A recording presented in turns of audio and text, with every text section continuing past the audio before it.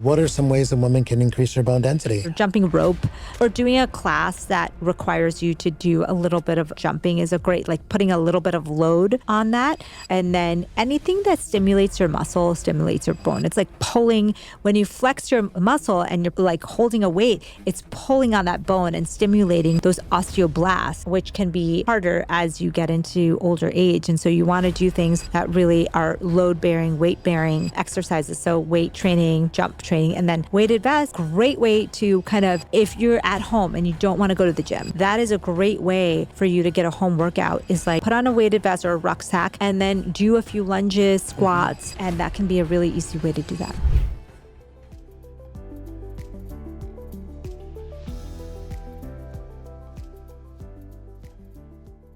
Dr. Amy Shah, I'm really excited to have you on this podcast. Thank you so much for joining me today. Thank you so much for having me. Yeah, this is a conversation that we've been trying to have in this studio for a while. Yes. So I'm glad we made it happen. And you're here in LA for a few days and you went to Next Health yesterday. Oh, Next Health was amazing. I mean, this is not an ad, but I'll tell you, we had an amazing time. Instead of going to a girls' spa day, it was like the amazing, like invigorating. We did hyperbaric, we did IVs, we did injections. Like everybody was so excited, and we did all these different things.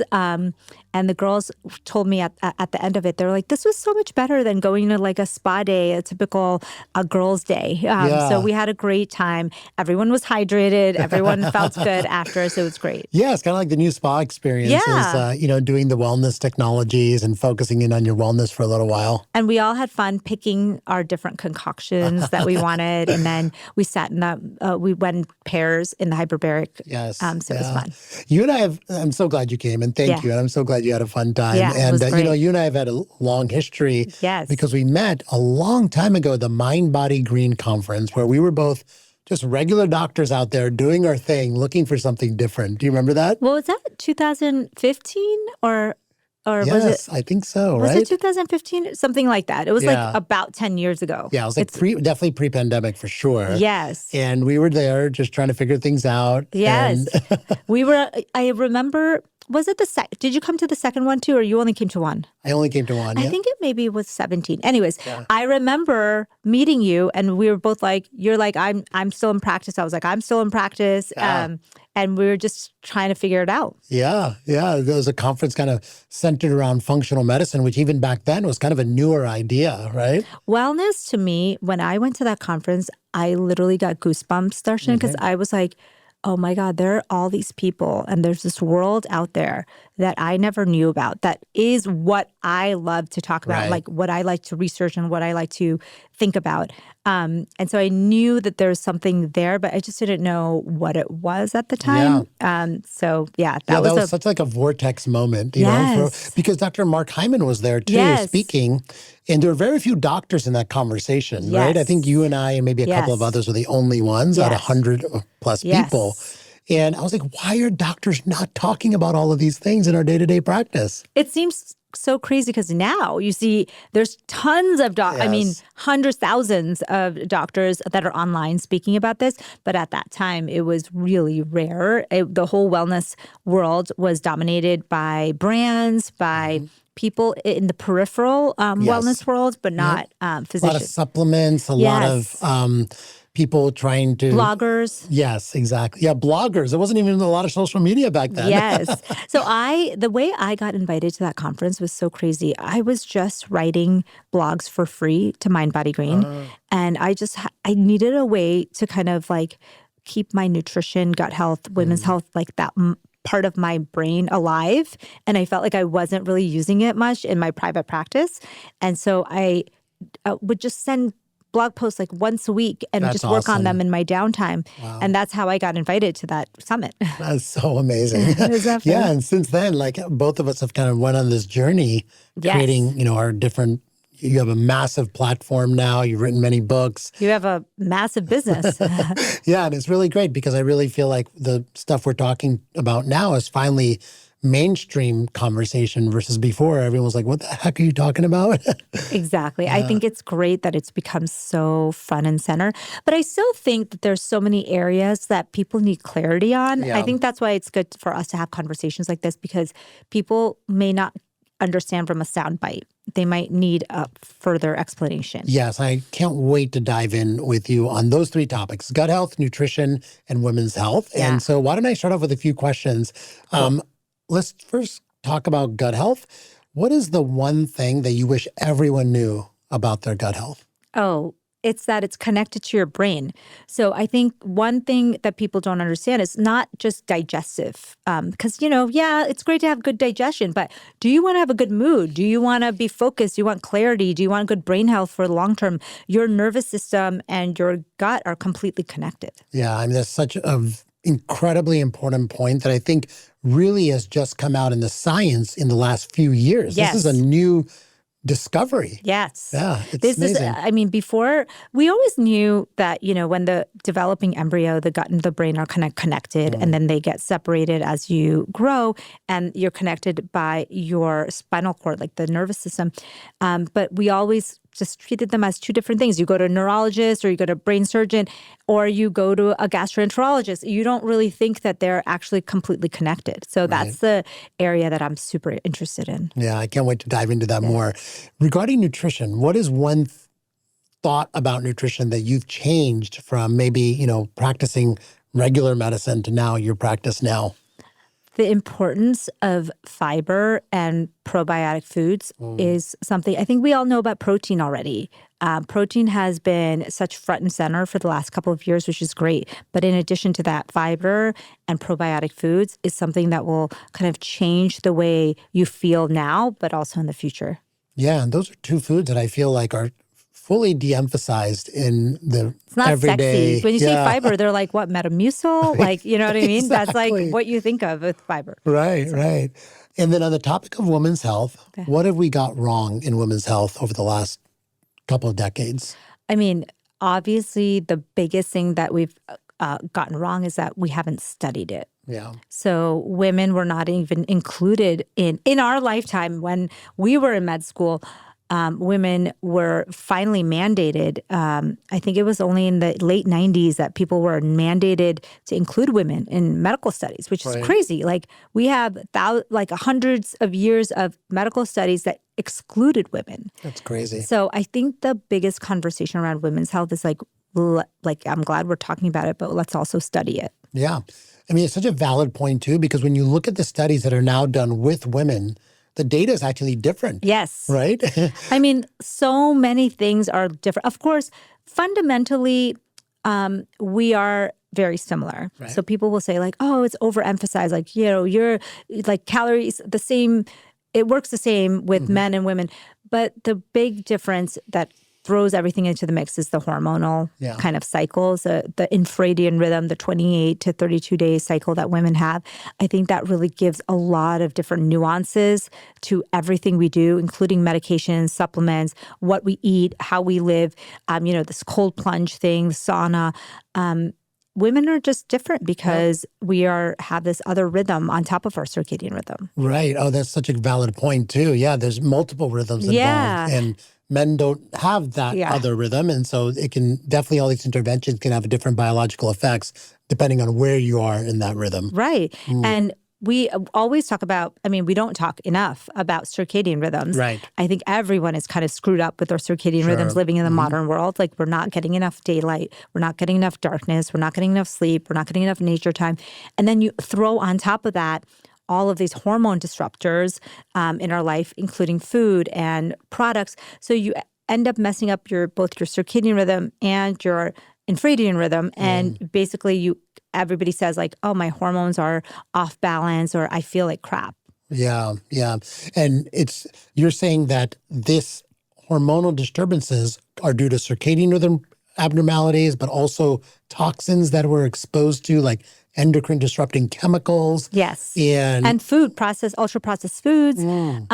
So the problem is that our gut is really connected to our hormones as well. So there's this gut hormone connection that most people don't even think about. Yeah. And it's like what you're eating and what you're ingesting through toxins in your personal care products, but also toxins in your food. And all of that is disrupting that microbiome, which helps metabolize estrogen, which helps, balance your hormones. So it's like this we live in this modern world where there's multiple reasons that our hormones are not able to work at optimal levels. And so even when you just fix one or two of those things, you're going to notice a huge difference in your health. How do you, like, when you see a patient, how do you figure out if they have an hormonal abnormality or something's disrupted with their hormonal signaling? I know, that's such a great question because as you know, it's very hard to test for hormones. Yes. And in fact, most people, at least in mainstream medicine, don't even recommend testing for hormones, especially unless there's something very, very wrong. But what I think is like teasing out what other things are happening. So a lot of people, they'll get the blood testing and there's all these things that they need to address. So their vitamin D is super low, and so you kind of start to tease out all these things. You start to fix it. But then what's kind of left and what fits with the profile of hormonal changes. So if it's happening every month around your period, you feel really bad PMS. So one of the signs that I knew I had hormonal imbalance because I was a busy mom and a physician and trying to do all these things. And we talked about off air, like my nervous system was completely out of whack. I was always in the to-do list in my brain. My adrenaline level was super high. And as a result, I noticed that every month my PMS was through the roof. So the week before, I would have terrible symptoms of fatigue and muscle aches and all that stuff, and then bad cramping when the period would start. So that was like a big red flag. Yeah. And then really having these overall symptoms of fatigue and GI issues and skin issues that weren't really improving, even though my labs looked like they were fine. And that, I think, to me, is the biggest sign. It's hard because, like, perimenopause, for example, is like a 7 to 10 year process. And, every woman I talk to, like this girls trip that I'm on right now, we talk about it all the time because everyone is in a different stage, part of it. But it's obvious. Once you're going through it, it's pretty obvious. Yeah. A lot of the women I talk to, either it's obvious or when you tell them, like, these are all symptoms of perimenopause and it becomes obvious. It's like, oh, that's why I'm feeling like crap right now. Right. And I think it's so sad because my mom, she had a huge community. And, we talk all about having community and having family. And you ask her about menopause and she's like, nobody knew anything. No one talked about it too. It's like for thousands of years, she was like, yeah, they told me, to go to the doctor. I got these anxiety medications. I got this, separately, I was treated for carpal tunnel and separately I was treated, all these things that you look back and you're like, this was all part of your menopausal journey and nobody really put it together for you. And so she just thought, she was going crazy, her heart was palpitating, and all these things like that are now, you think of it as typical symptoms. And so now I think the biggest thing for us is talk about the symptoms, test to rule out everything else. So a lot of times you'll see, I know you see it, everybody has things that they can fix in their diet, in their labs, and then you kind of tackle the hormonal symptoms. Yes. Yeah. That's such a great, I love that paradigm because you're right.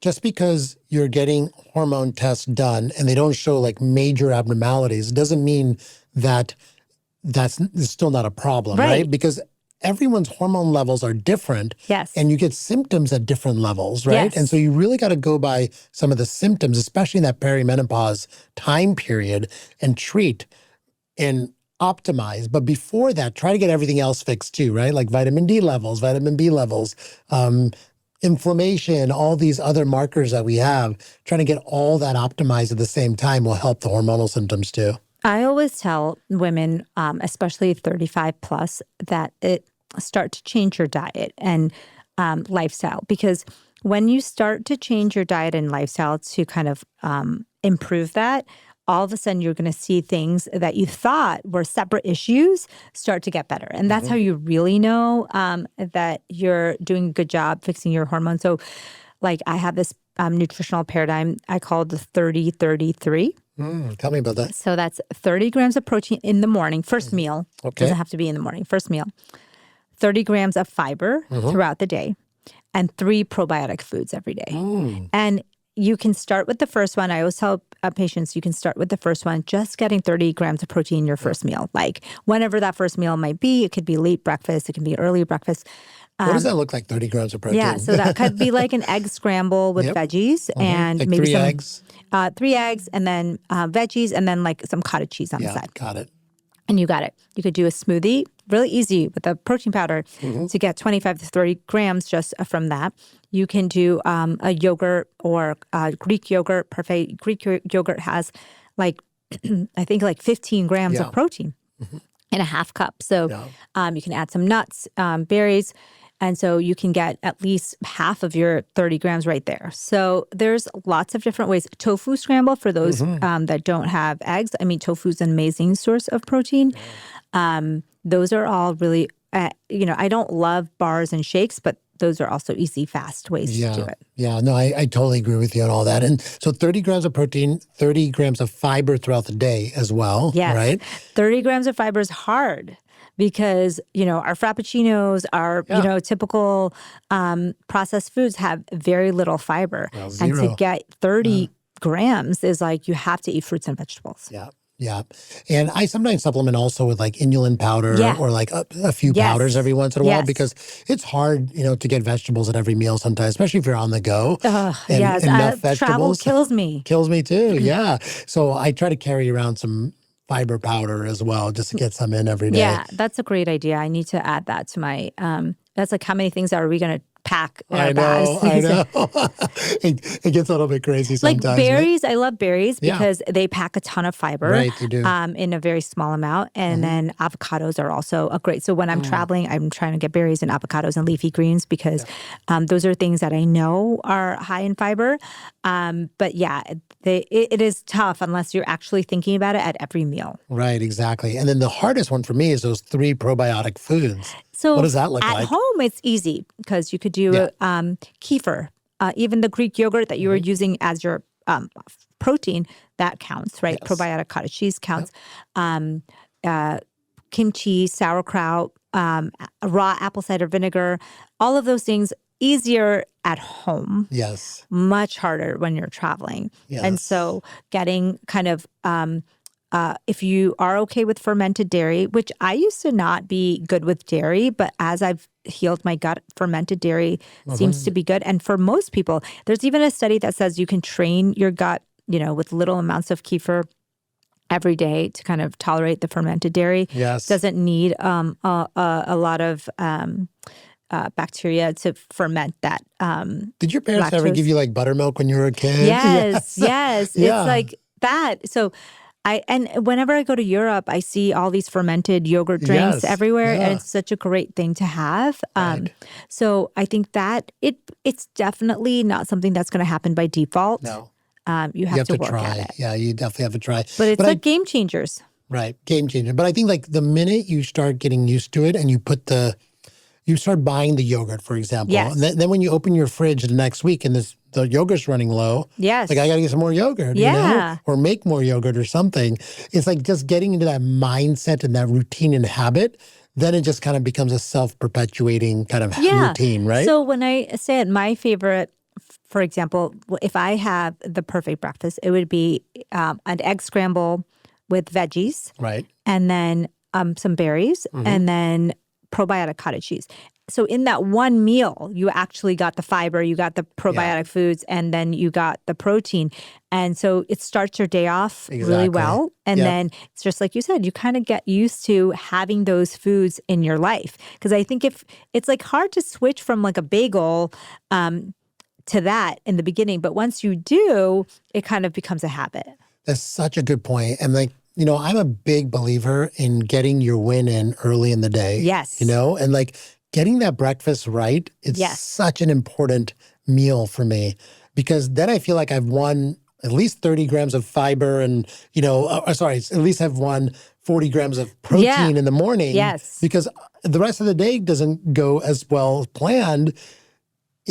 At least I got that in the morning, That's why I say the 30 in the morning, because everyone is really different about how much protein they want total, about how they want to spread it out.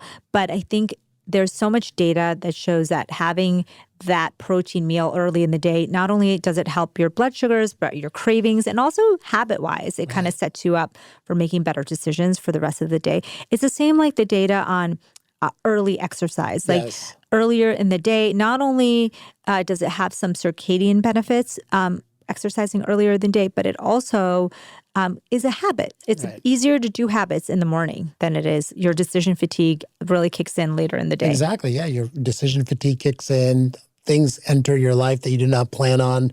But the morning is a time to knock this stuff out. I totally agree with you. I'm such a morning everything. Like I work better in the morning. I like to fit in every health activity in the morning.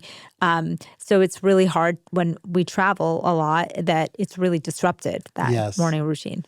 Yeah. And now when I travel, I really try to keep my morning routine in place. It's hard, but I really try to at least get half of it done, at least, so I can say I won something, during the travel. So true. I think you have to also plan accordingly. So I used to do edge to edge travel where I would just arrive right before the event and then I would leave right after.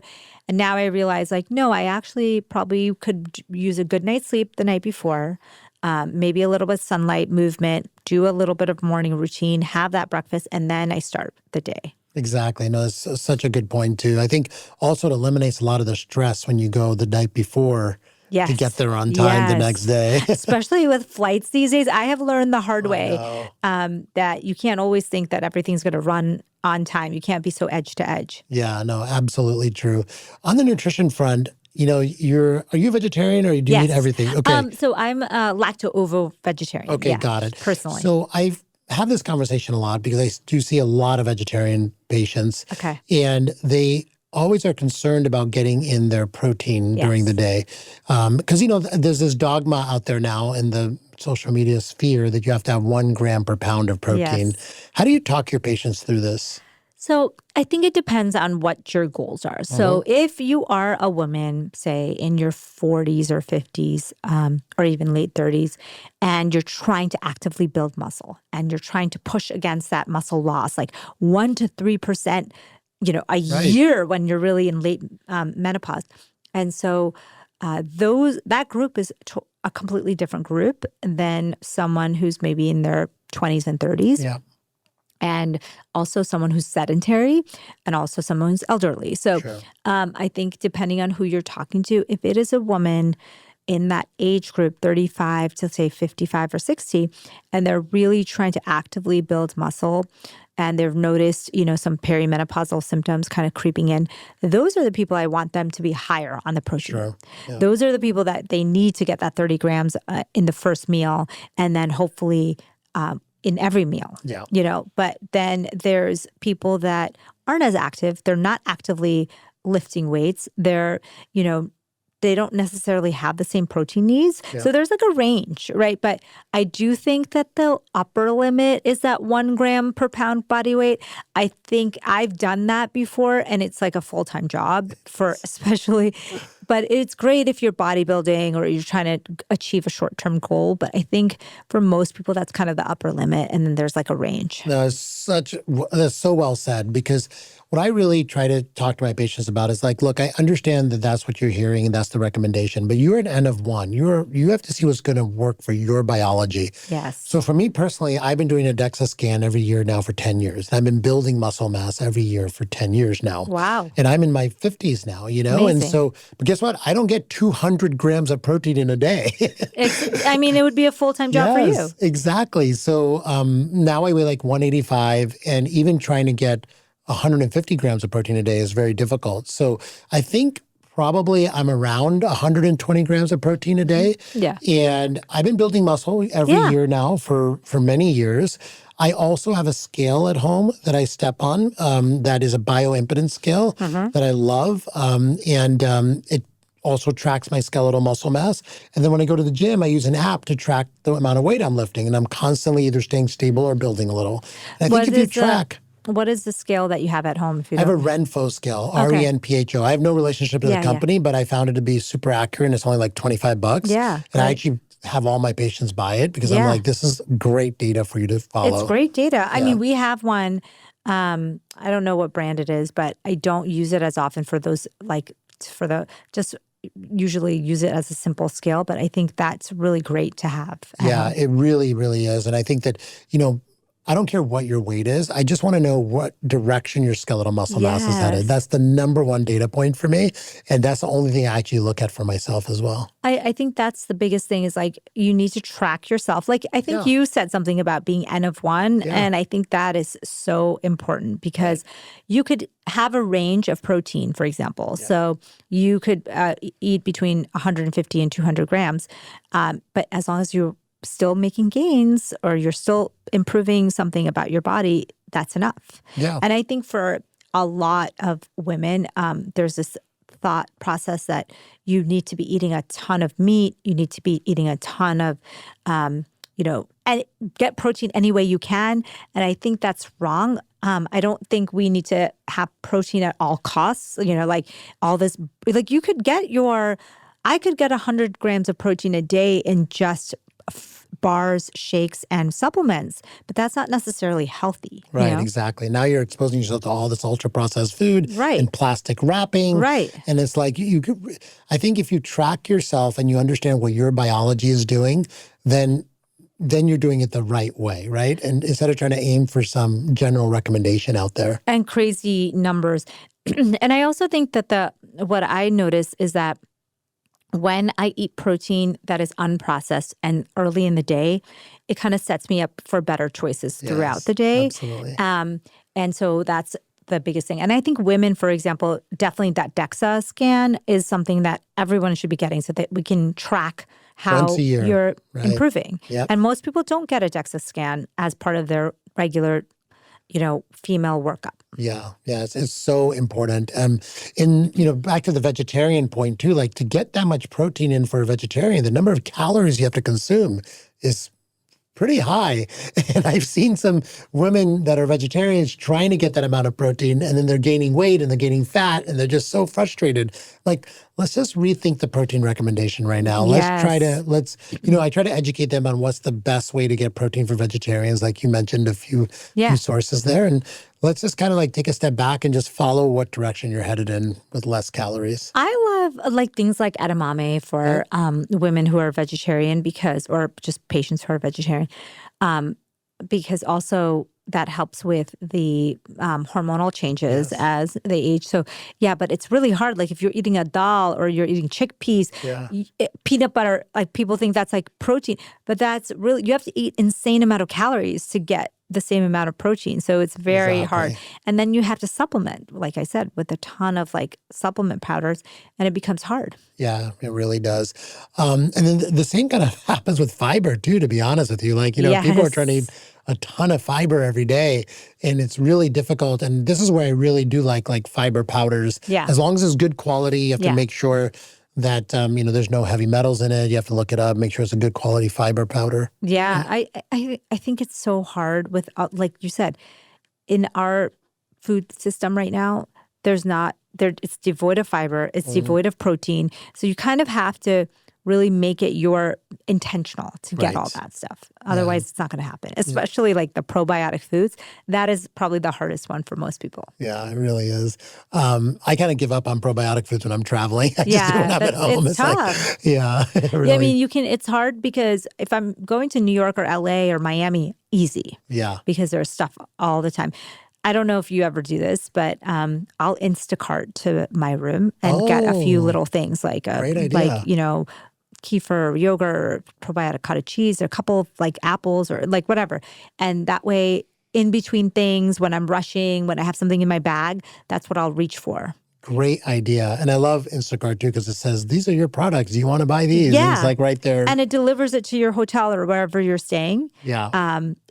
I said that to someone, they laughed at me, and I'm like, no shame in my game. Like, I love that. I love having all that stuff ready for me, when I'm traveling, especially if it's a couple of days. It's really nice to have that. Yeah, for sure. And also, it can actually save you money, because a lot of times when you eat out at restaurants when you're traveling, it's like super expensive. Right. And then most of the time when you come back to your room in between things or in the evening, you need some like a little snack, or you want something that's in the morning before you start everything. That's a great time for you to kind of have a couple of those things. Yeah, no, that's so true. Just so we can touch on this too, I know this wasn't one of the topics we want to touch on, but what is your exercise recommendations for women that are in their perimenopause type of time period? Number one is walking. I think that when you look at women's activity levels over the years, they tend to kind of dip in that, perimenopausal range. And people said, like, the researchers are not sure whether it's because you're more fatigued, whether it's because that is time of life where most women have lots of children and responsibilities and job, or is it that, you just tend to move less because of age, whatever it is. Everybody, but it doesn't have to be like that. So I think that people, like, when you're in your teens and your 20s, you're moving a lot. Not, I guess, in America nowadays, it's not as much, but you tend in your lifespan, you tend to be moving a lot more in those years. And so walking is just such an easy way to just be active. Our bodies were created to be active and to be outside and to be moving. And I think that sitting for 8 hours a day is like the worst thing we're doing for our health. So I would say 8 to 12,000 steps every single day. And you can get that indoors, outdoors combination, but some of it should be outdoors if possible on most days. And then 2 to 3 days minimum a week of resistance training. So something where you stimulate your bone and muscles. And that could be as easy as a push, a pull, and a total body day or something like that. And then there's got to be some kind of flexibility training. There's got to be either some kind of yoga, some kind of flexibility, maybe just stretching, but there's got to be some other element there. The biggest thing I think with exercise that we get wrong is I think we force everyone to do certain exercises. Like, we're just like, this is, things become trendy and that's what everyone is doing. I think exercise should be a lifelong thing that you enjoy. If you like hiking, some people don't like hiking. If you like dancing, some people don't like dancing. So it's like there's no wrong way to move. And the most important thing is to find the baseline movement that you love the most. For most people, default is like walking, nature walks, right? Some form of that. And then you can add on these other things, but forcing people to exercise for the sake of exercise and the fact, and you hate every second of it, like that should not be the norm. Right. No, that's such a valid point. If you are getting forced to exercise and you're hating it, then the chances of that being sustainable are almost zero. Yeah, like if you're like counting I always check. I always know if I hate a workout class by the amount of times I check my watch or phone. Because if I'm like so bored or so annoyed that I'm like constantly checking when it's going to end or how much has passed, that's clearly a sign that like that's not something that's going to be the base of my training. Yeah. Now, like it took me a long time to do resistance training and to find the type of resistance training that I liked, because going into the gym and lifting weights was just like so foreign to me. But then over time, I found the one, like I said, like try all the different ways and then start to see like which one is it that you're starting to enjoy, like look forward to. That is the type of exercise that's right for you. No, that's a really good point. One thing that we do here is we test all of our patients' grip strength. Yes. Right? Because it's a good proxy of upper body strength. Yes. And many women are actually really deficient in strength, I find, especially in the perimenopausal, postmenopausal time period. And I feel that, this is, number one, is a stark realization for many women. Number two, grip strength is very connected to longevity and overall health outcomes as well, right?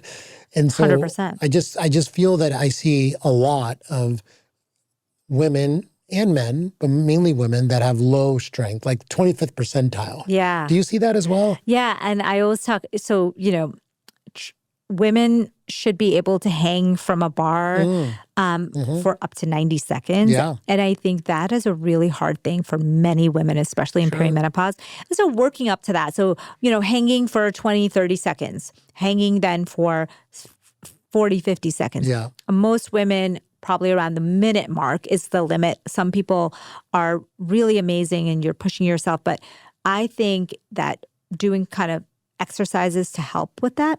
So I notice for me is that when I'm concentrating on improving grip strength, it improves. So like holding heavy weights and doing like farmer's carries, hanging from a bar, and really strengthening that part of your body. Because like you said, when you're 90 and 100, you're going to be losing your grip strength. But if you already started with some, then by the time you're 90 and 100, you will be able to open those jars. You'll be able to, get yourself off of a chair. Right. And you really need all of that. That reminds me of the video you posted of your getting your mom up and down off of a chair. Yes. The sit-to-stand test, right? Test, that is right, a great exactly. proxy. Yes. And I find that people, I've done the floor sit-to-stand test where you sit on the floor and get up. And then there's the chair sit-to-stand test, which is actually a well-studied test. Yep. And you see how many sits to stands you can get in 30 seconds. Right. It's a really great marker for like lower body strength, flexibility, balance, and that really translates for the rest of your life. Yeah, absolutely. I have a guide that I put on my website at drshah.com that is a collection of like 10 of these tests to test your upper body strength, core strength, lower body strength, your mobility, like upper body mobility, lower body mobility, and all of these tests that you mentioned are on this guide. And we do these tests on our patients, and it's so surprising. We also test balance with the one-legged stand test. And Okay, so it's one-legged stand. It's sit to stand. Yep. It's hang. No, we don't do a hang. Okay. We actually get a grip strength. Okay, grip strength. Yeah, okay. because I feel like that's a little bit easier for people to do. Yes. We're also doing like shoulder mobility, how far back you can reach as well. Okay, yeah. Then we do, sit to stand is another one of them. And so we get these like 10 markers on people, and it's surprising to a lot of people where they're deficient.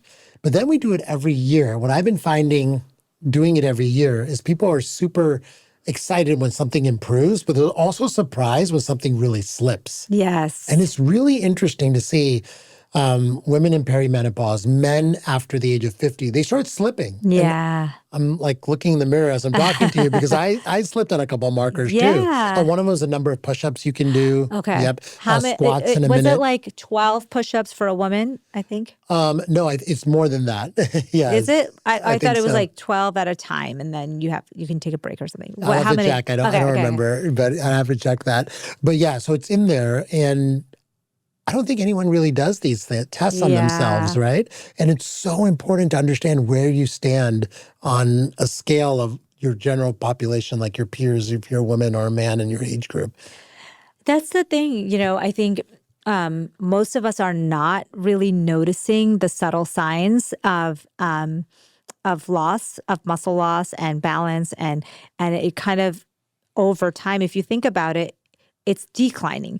So what you have right now is going to be you're going to have a fraction of that when you're in your 80s and 90s. Yeah. So if you think about it that way, that's a lot more motivation to really keep up your muscle mass, your strength, your flexibility, your balance, so that you can kind of have that through the years. Exactly. What I tell people is that you have to save up, you have to save up muscle mass, you have to save up balance, save up flexibility, because you are going to lose it as time goes on. It's just a natural course of life, right? But that's why I love mixing up workouts. Yes. That's why I'm like, you can't just walk. No. You have to do some resistance training. You have to do some flexibility training. Like there's not, you can't just do, like for a while, I was just doing this type of power vinyasa yoga because I was really stressed and I couldn't. Is that core power? No, it's a local studio in Scottsdale. It's similar to core power, but a lot of arm balances, a lot of push-ups.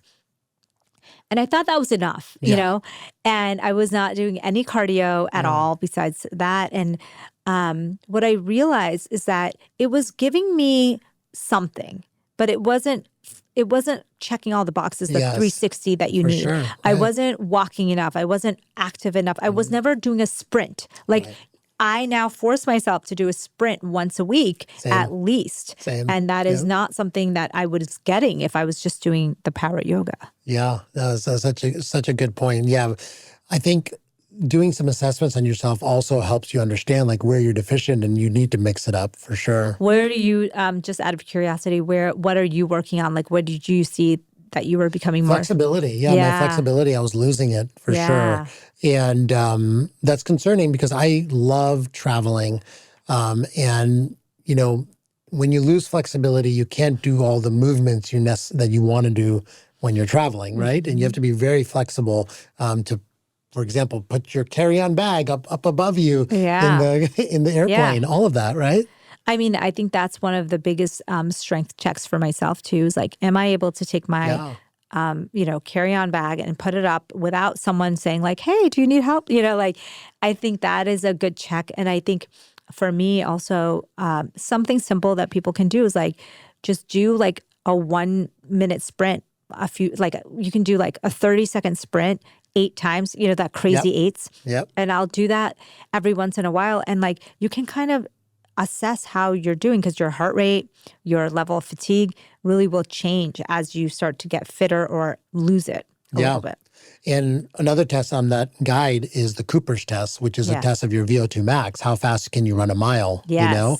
And I think that's another thing that I'm always working on. And I feel like that you can lose too once you de-emphasize cardio a little bit too, right? Yes, that's the thing. I mean, I think, you know, the VO2 max testing is, I think, very, very important for people. But I think it's hard because most people don't have access to the true VO2 max testing. I think we talked about this because you have a way to test it at Next Health, right? We do now, yes.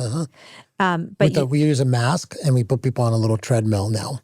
But it's hard for people because it's like, you know, it's intimidating to have to like work out till you can't do it anymore. So that's why I like the Cooper's test because it's basically you run a mile, you see how fast you can run it, and that's your score, and it associates with VO2 max. And there's like grading depending on your.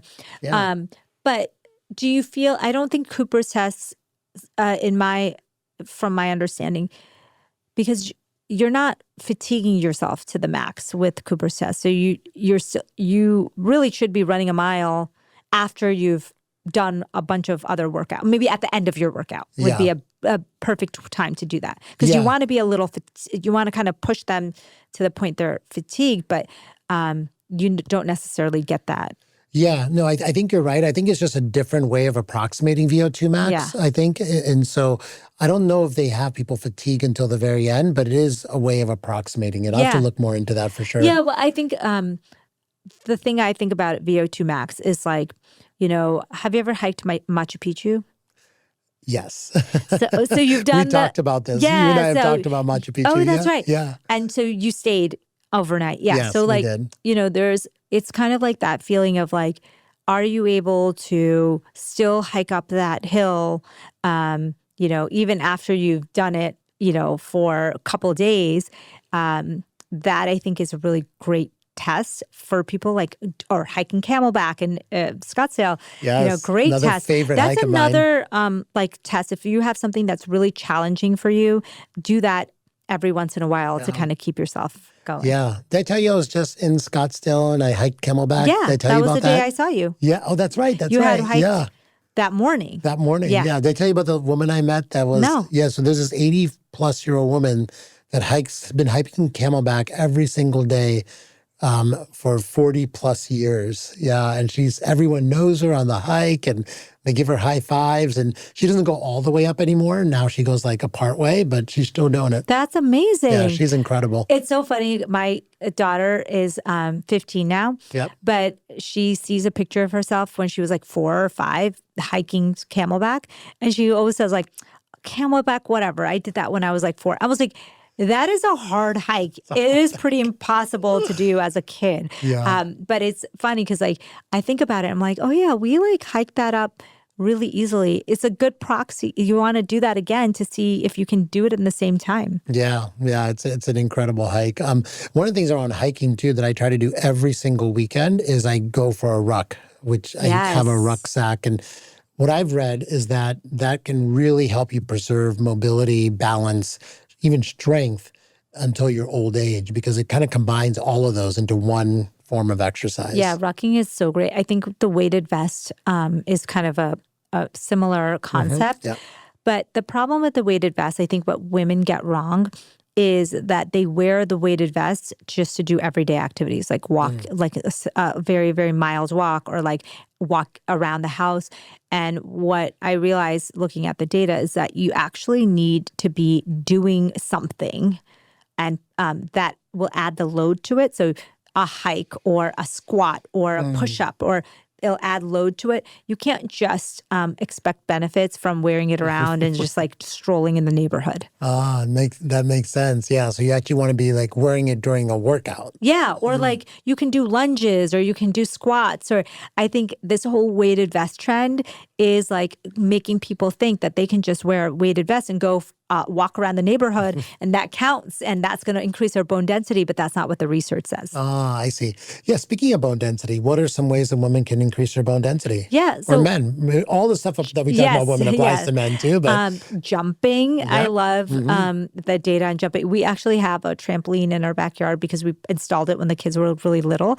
And anytime I can get out there just for a few jumps, or jumping rope, or doing a class that requires you to do a little bit of jumping is a great, like putting a little bit of load on that.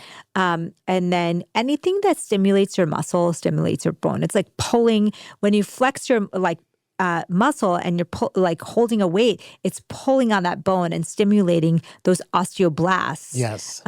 Which can be harder as you get into older age. And so you want to do things that really are load-bearing, weight-bearing exercises. So weight training, jump training, and then weighted vests, great way to kind of, if you're at home and you don't want to go to the gym, that is a great way for you to get a home workout, is like put on a weighted vest or a rucksack and then do a few lunges, squats. And that can be a really easy way to do that.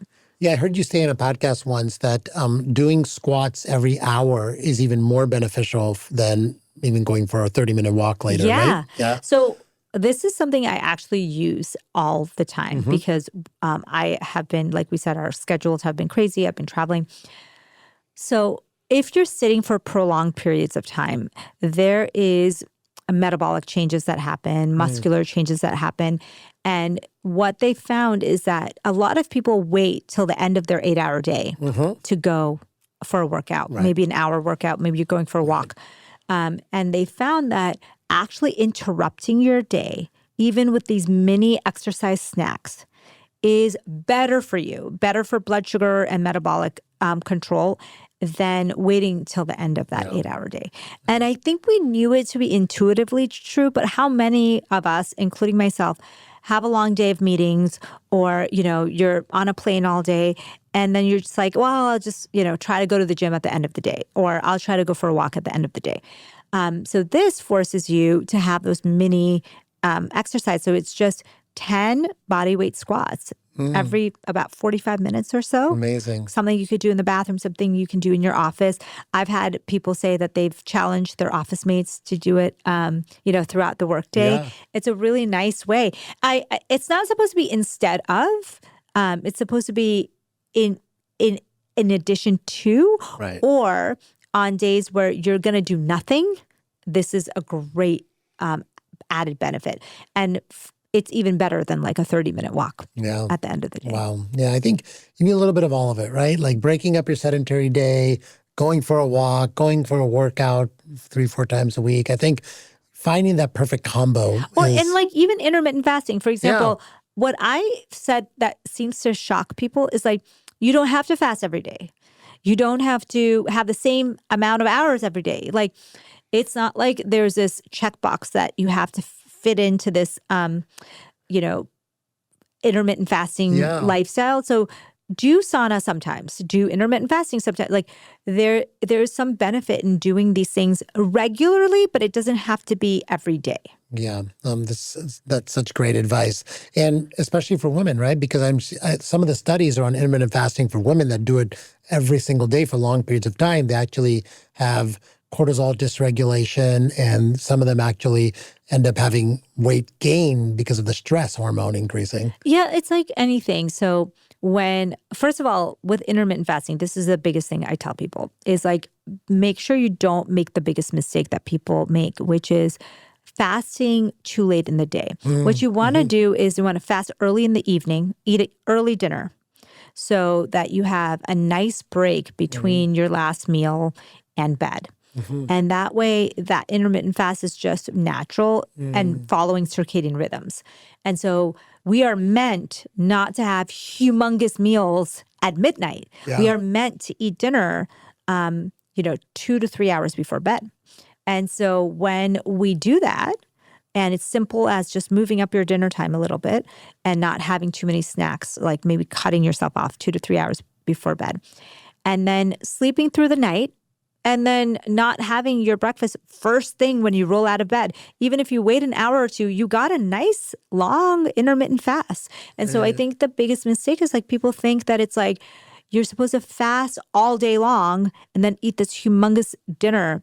And then your cortisol is high, your metabolic load is too high late in the day. And so you're kind of shortchanging the benefits. Yeah. The early dinner advice is so critical. And what we do at our family now is our dinner time is 5:30 p.m. Love and it. Once you get used to that, it becomes like kind of a habit. So even when you're traveling or you're going out, you're like, oh, it's 5:30, I got to get some dinner in. Yes. That gives you so much space in the evening, to separate the food from the sleep time, because food is so disruptive to your sleep when it's too close to bedtime. And it's very hard because I think culturally, we tend now with Uber Eats and, all night TV dinners, you can basically eat a huge meal at any time of the day. For sure. Right. And that's not necessarily good. I think the most popular dinner time reservation is 8 p.m. still. Yes. Yeah. And it's just so close to bedtime that that's what's creating a lot of these circadian rhythm problems. Or like, for example, if you are doing a social thing, like for me, I always think of, you're trying to balance the social life with eating early and going to bed early. So if I am eating a late dinner, then I'm planning on staying up a little bit later. I still have that little bit break. So if you're eating dinner at 8, but it's a Friday night and you're not going to sleep till midnight, then that could be okay because the benefits of having social connection kind of outweigh the benefits. But you really just want that little bit of break before bed. That's going to be a big benefit. Yeah. My kind of protocol that's working really well for me is if I have a social obligation with a late dinner, then I'll skip breakfast the next morning. Yeah. And then if I have a normal dinner at 5:30, I'll eat breakfast the next morning. No. And I always notice when people say that they don't eat breakfast, it's fine if you don't want to eat breakfast right away. But you'll notice as you start to move your dinner time up that you kind of are hungry in the morning. Like sometimes, and that's why I say it doesn't have to be every day. Sometimes if I have an early dinner, I'll wake up and I'm like starving and I'll eat before my workout, which is like unheard of for me. But I let myself do that because there's no rules like, oh, you have to eat before, or you can't eat before. Like you can do what actually feels right for you at that moment. And I think that's at least the perimenopausal advice specifically is you really have to listen to your body because those rhythms are kind of telling you something. And if it's like that week before your period and you feel fatigued and you need to eat first thing in the morning, go for it. Go for it, right? Absolutely. Circling back to the gut-brain connection, can we talk about that a little bit? Like, how are the different ways the gut and the brain are connected? Oh my gosh, we don't even know all the different ways. So we know that they're connected by the nervous system.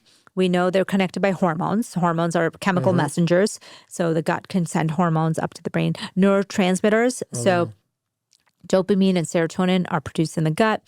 And then there's like these gut-created mediators like short-chain fatty acids, for example. They go from the gut all over the body, lowering inflammation. Right. And so there's so many different ways that the gut and the brain are communicating all day long. It's almost like I equate it to like two generals like holding walkie-talkies and talking to each other all day long about what's going on in each of their kind of areas. And there's so much crosstalk that what you eat influences how you feel and think, and also like what you're thinking and your nervous energy and your stress affects your gut. Yeah. when you said the nervous system connects the gut and the brain, I think about the vagus nerve, right? And can you talk about that a little bit? Because I think this is a topic that most people don't even think about, is this giant nerve that connects your brain to your gut. It's a huge nerve. It is something that you can activate. So there's that rest and digest parasympathetic system, and then there's the fight or flight sympathetic system. And as we discussed, most people that are listening or watching can probably relate. We tend to skew on that sympathetic side, especially all day long, right? With, news media, life stresses, the way modern world is, we really just tend to be on that sympathetic side. It's like, you feel like you're in danger and in that adrenaline mode. And so what our job is to constantly pull ourselves back into that parasympathetic mode. And that mode is really hard because, one, society does not accept rest and recovery as like a way to live your life. Two, sleep is so shortchanged in our modern society. And I find that sleep is the best way to kind of put yourself back into that parasympathetic. It's kind of like that recovery mode. And then activating your vagus nerve is an amazing way to kind of improve your digestion, put yourself in that rest and digest. I think people can't fully be healthy if they cannot learn to kind of shift into that lower gear. That recovery is so much more important than we talk about. Yeah. How do you activate your vagus nerve? Yeah. One easy way that you can do it without anything fancy equipment is humming. And then, so humming, like in yoga, for example, people knew thousands of years ago that when you hum, that vibration kind of activates the vagus nerve and can relax you. So if you see the word Om, that has a hum at the end of it. Right. And so that is a very easy way to do it. And then the exhale, the slow exhale. So when we're breathing and we're in the sympathetic system, we tend to have very shallow, short breaths. Right. And so really taking a slow exhale, like a sigh. Like a sigh, right? Is a really nice way to shift that and activate that vagus nerve. What's your favorite way? Both of those ways. Yeah. I also do a lot of breath work exercises. I find that really helps. But it's so important to build this also into your day because humans were not meant to be in sympathetic mode all the time. Like if you think of most of human evolution, the only time you went into sympathetic mode is if you were running out of food or you were being chased by a predator. Yeah. But most of the day, you're just walking around, hanging out, just trying to, find food and berries. And you just did a lot of walking and things were pretty great most of the time, And so humans were built to be mainly in parasympathetic, not in sympathetic. Yeah. And now we've shifted that. So we have to have these techniques. And it's also like just big picture in your life, I feel, right? Like you have to take your vacations, you have to have time for self-care, all of those things. All of those things. Yeah. Right. I think, I find that most of us, including myself, struggle with that side. No. But the more you do that, the better your life becomes because you just, if you have proper rest and recovery, you work out better. You have better results in work and relationships. Like you need that rest and recovery just as much as you need that, performance. Yeah, absolutely. And this is a big part of your story, right? Because I'll let you tell the story, but you were always in sympathetic mode when you were in your practice, right? So I whenever I tell this story, everyone tells me how they felt this way. So many people feel this way, but it's like you're rushing so much all day long. You're always in that mode of like, what do I need to do next? And often when people are talking to you, you don't even really hear them because you're trying to figure out what you need to be doing, where you need to be going. And for me as a young physician, when I was starting my practice, I was a partner. Mm-hmm. I felt like I wasn't good enough as a doctor. I was always trying to do more and more and more. And then I felt like I wasn't doing enough as a mom, and I was always trying to do more and more. Mm-hmm. And then I had my personal goals of fitness and health, and I felt like I was like failing at all of them all at the same time, even though I was working so hard. And what I realized looking back at it is that I was skimping on sleep, And I was using other people's markers of like success as something that was something that I was wanted to attain. And then I was really not understanding that it actually you do need rest and recovery to be better. I just was pushing harder and harder. And it got to a point where one day what happened is I had a really busy day in the clinic, and I was supposed to pick the kids up at 5 o'clock because they had a karate class that ended right at 5. And it was like a family-owned business. Yeah. And the lady would like close and lock the center at 5. And so it was like 5 was like the deadline. Like they would be waiting outside. I could just imagine myself if I was late. So I was rushing through a clinic trying to, and you know how medicine is, you're just seeing patients and you're overloaded and overbooked, and you're trying to get through, and something emergency happens. And my partners approached me midday and they said, hey, do you mind like staying after for a little bit just to talk about a few things? And I thought to myself, like, everything in my mind was like, no, you need to go. You need to pick up the kids at 5. But I was just like, sure. Because I didn't feel like I could say no. I felt like I was trying to prove myself. I was trying to do all the things. So as it started to approach 4:30, I was getting closer to the end of the day. They were starting to get ready for the meeting. I was just like panicked. Like my brain was on overdrive because I was like, okay, it's not very far. It's very close, but I would have to leave by 4:50, to get there. And so I was trying to do everything in my power to kind of do this. So while the meeting was going on, at the end of the day, I couldn't even hear what was happening because I was just in my head, like thinking like, gotta get out of here, yeah. And you're like, you're listening, but you're not. You're like in your head, and my heart was like beating super fast. Yeah. And so the meeting ended, and I was like, oh my God, I have to run. So I literally sprinted out the back door, down the back steps to my car. And I was like, I gotta go. I was like driving as fast as I could. Again, everything was like flung everywhere. I was like, I just need to go and get them. And as I was driving, I was making the last turn kind of into the complex, and I got into a huge car accident, a multi-car accident. And my car was spinning and spinning. Thankfully, it felt like minutes, but it was probably seconds that it hit the divider and like finally stopped spinning.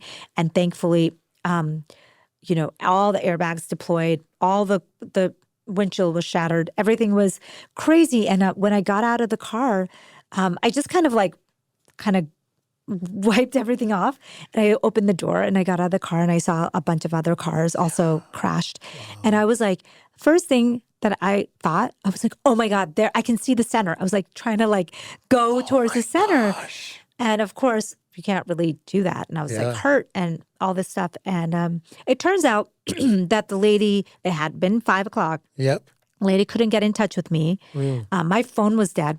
She ended up calling my parents who were on the end. So my parents had already gone there. Oh, God. But it was like the wake-up call that I needed. And in retrospect, I'm like, God, I'm glad that it wasn't worse, but it was a wake-up call that I needed. I just was like, what am I doing? Like, this is crazy. I don't feel like I'm doing enough in any of these areas. I feel like crap. I'm always tired. I'm not in good shape. I'm not doing work that I love. I'm not, the friend, the partner, the mom, the daughter that I want to be. And I need to make a change. Yeah. And so that was kind of the impetus for all of it. Yeah. And then from there, you started making changes. So I started making changes, and then I started to write about it. And that's how I started to blog about it. And I would send those blogs for free to these various sites, and Mind Body Green was the main one. And that's how this all started. That's amazing. Yeah. That's amazing. And seeing now you're in a much better place now. Yeah. I just learned the hard way. Yeah. And I think what I try to share with people is like the old me, I wish I knew these things. And this is what the old me wishes. Yeah. I think a lot of people listening to this podcast can put themselves in that situation. You're trying to rush through the day. You're not even experiencing life. You're just a to-do list and all these to-do items has hijacked your entire day and your thoughts and all of it, right? And if you're feeling like that and you're listening to this, it's time to make a change, and don't wait for a car accident to make that change, right? Yeah, that's exactly what I think. Like, it's all the things that I wish I knew that I don't want people to get into the place where they're so stuck and so hating themselves in their life, and something really bad has to happen to them to have that wake-up call. Right. Like, you can have it now. Yeah, so true, so true. Well, Dr. Amy Shah, I feel like I've learned so much with you. Every time I talk to you, I learn so much. I can't wait for people to hear this podcast. I feel like your level of advice is so practical. People can really make changes right away. We talked about a lot of simple things that people can do, and I think that even just doing 2 or 3 of these things can make a massive impact, right? Yeah, thank you for having me, first of all. And yes, I think that's the thing. We can't all have like a 3-hour morning routine. No. We need to have incremental things that we can add into our busy lives to actually thrive. Right. So true. That's great advice. Yeah. Where can people learn more from you? Yeah, they can come to amymdwellness.com. That's my website. Dr. Amy Shah is my Instagram and TikTok handle. That's kind of where I hang out. That's awesome. Yeah, and you have a huge Instagram following and you have a podcast too, right? Yeah, my podcast is the Save Yourself podcast, which you're going to be a guest on. Yay. I'm super excited. And it's really just a kind of longer form content from the things I talk about on social. I love it. And what are you most excited about coming up? Oh, I'm really excited about the world shift into health and wellness. I just love that everyone is interested in things that we've always been interested in. I have an upcoming new book on the topic coming out in 2026 that I'm going to be formally announcing soon. Lots of new projects. I'm very excited about the future. We're in a project together with IM8. Yeah. Yes. Oh, yeah. So that's what part of my morning routine every single day. So before I joined the advisory board, I was like, I don't know, I'll try this. I heard, David Beckham was like part of it, and they have these like NASA scientists and Mayo Clinic scientists. So I just started to, maybe 2 weeks, I started to take it every day. And then I was like, oh, and then I kind of forgot about it. I forgot that I was even taking it every day. It was just part of my morning routine. And then a couple of months into it, I was like, you know what? I feel better when I take it. Like, my digestion's better, my energy levels are better. I kind of like miss it if I didn't take it. And so then I decided to join the scientific advisory board. Yeah, and I've had the same exact experience with it. Like, you have all these like different vitamin powders out there. You wonder if anything's really working. And some of them, if you look at the ingredients, they don't even tell you what's really in it. Yeah. And what I love about IM8 is, number one, the science behind it. But number two, you can look at the ingredient list and see exactly what you're getting. Yeah. And I was able to cut out a lot of the supplements that I take in pill form by just taking this really good tasting powder every morning and just mixing it in my morning water, And now, like you said, it's part of my morning routine as well. And I still take some supplements, but I went down, I think, from like 12 tablets to 6, and it's so much easier, I know. I love it. Yeah. Yeah. No, big shout out to them. Yes. So thank you so much for joining me today, and can't wait to do this again. Thank you so much for having me. Awesome.